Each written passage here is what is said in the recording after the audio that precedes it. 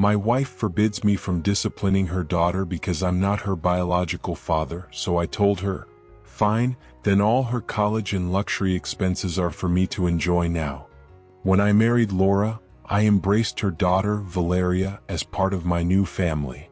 I knew I wasn't her biological father, but that didn't matter to me. From the start, I tried to be a positive role model, supporting her in every way I could and providing stability. But however, over time, I realized Laura had a very clear idea of my role in Valeria's life. I could pay for her, but I had no right to raise her. It started with small disagreements. If Valeria came home late, talked back, or neglected her studies, I'd try to correct her. But every time Laura would step in immediately. You're not her father, you don't get to tell her what to do, she'd say firmly. But she lives under our roof, I'd argue. She should at least follow basic rules. Laura's response was always the same, my rules, not yours. At first, I thought it was a communication issue, but I eventually understood the truth. To Laura, I was just the provider. I could cover Valeria's college tuition, trips, designer clothes, and car, but I couldn't give her rules or expect her to follow mine. The argument became a recurring issue until one night, after Valeria openly disrespected me, I'd had enough. Laura, what kind of upbringing are you giving her? I asked seriously. You can't expect me to pay for everything and not have the right to discipline her. Laura snapped, I won't let you treat her like she's your daughter because she's not. I fell silent, processing her words. Finally, I took a deep breath and said calmly, all right, I'm not her father. Then I'm not her provider either. Laura frowned, confused. What do you mean by that? If I have no authority over her, I have no responsibility to support her, I explained coolly. I can't be a father when it suits you and a bystander when it doesn't. Laura was speechless, clearly thinking I was exaggerating and would back down. But I didn't. From that moment, I decided that if I had no say in Valeria's upbringing, I wouldn't fund her lifestyle either. That's when the real story began. I didn't announce or argue about it again. When the time came to pay her usual expenses, I simply didn't. The first sign of my decision came with the college tuition bill. I always paid it on time, but this time when Laura saw the bill, her face changed. You forgot to pay Valeria's tuition, she said, frowning, placing the letter on the table. No, I didn't forget, I replied calmly, not looking up from my coffee. I've decided that since I'm not her father, I'm not her provider either. Laura stared at me, disbelieving. After a moment, she let out a nervous laugh. You're not serious. Completely serious, I said. If I have no authority over her, I'm not responsible for her expenses. But you've always paid for everything, she exclaimed, indignant. Yes, because I thought I had a responsibility to her. But you made it clear I don't. Laura tried to argue, but she had no solid ground to stand on. She thought it was a tantrum I'd get over, but when Valeria's credit card payments stopped, her expensive outings ended, and her car maintenance wasn't covered, reality hit hard. Valeria noticed too. Used to a cushy lifestyle, she couldn't understand why her mother was suddenly telling her to cut back. Mom, what's going on? Why can't I buy the bag I want? She asked one afternoon when her card was declined. Because there's no extra money, Valeria, Laura said, frustrated. Tell your husband to pay. What's the problem? Valeria said, as if it were that simple. Laura looked at me, expecting me to step in. Instead, I smiled.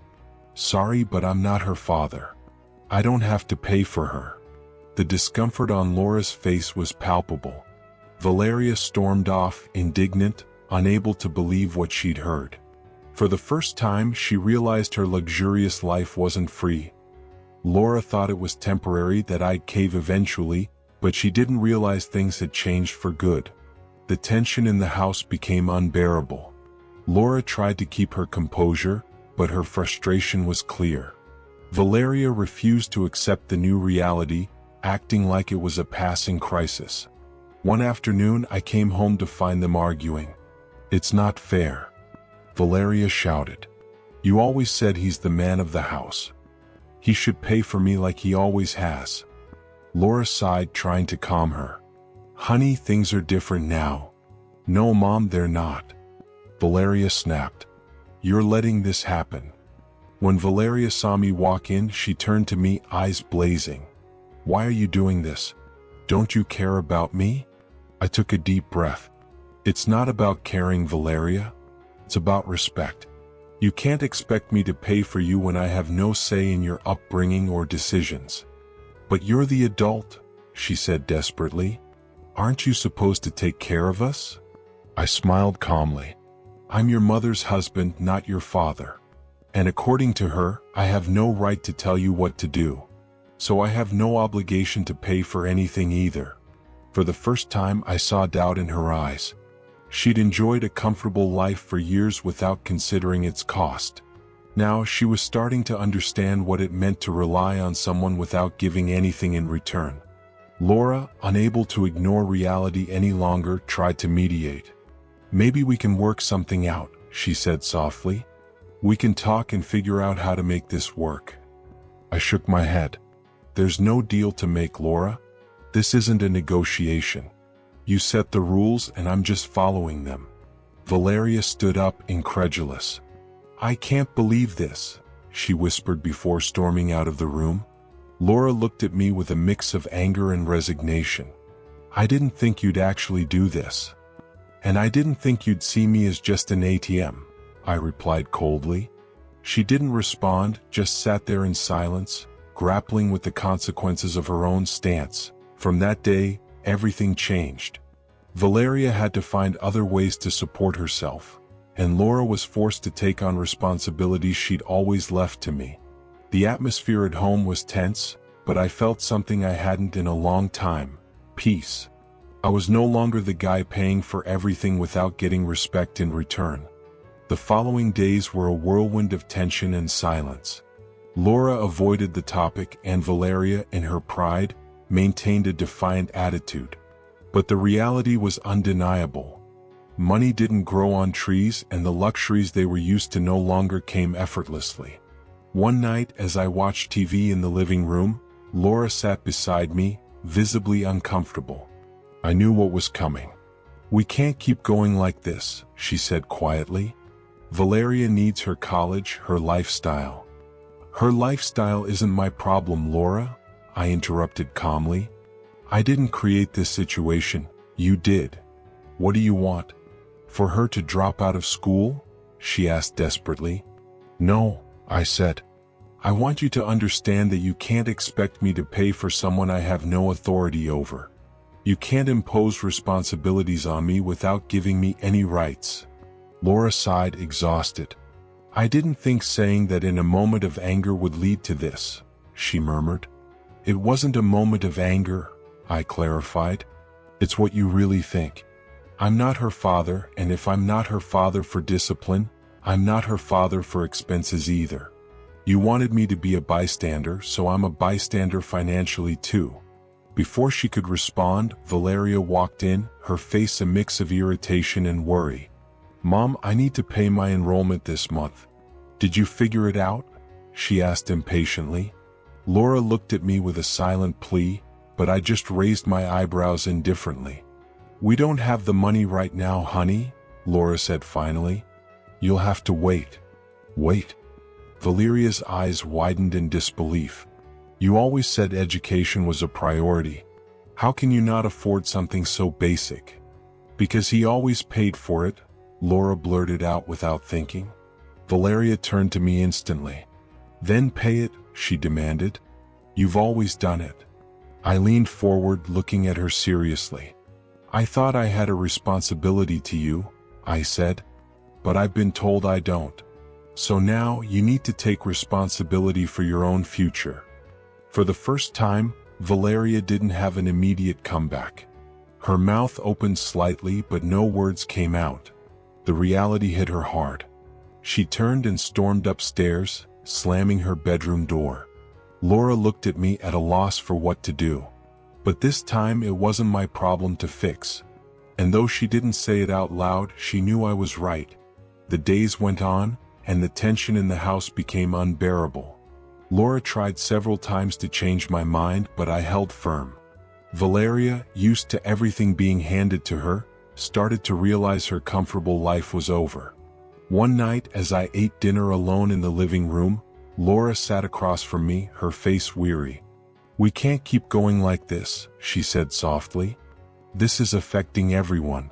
"No, Laura," I replied, not looking up from my plate. "It's affecting you. For the first time in a long time, I'm at peace." She pressed her lips together but didn't argue. She knew I was right.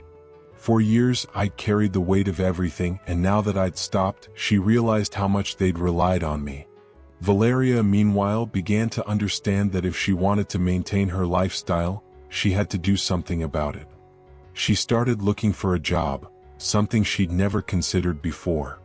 But finding work with no experience and an entitled attitude wasn't easy. One afternoon, I came home to find her sitting on the couch, eyes puffy from crying. Laura was beside her, trying to comfort her.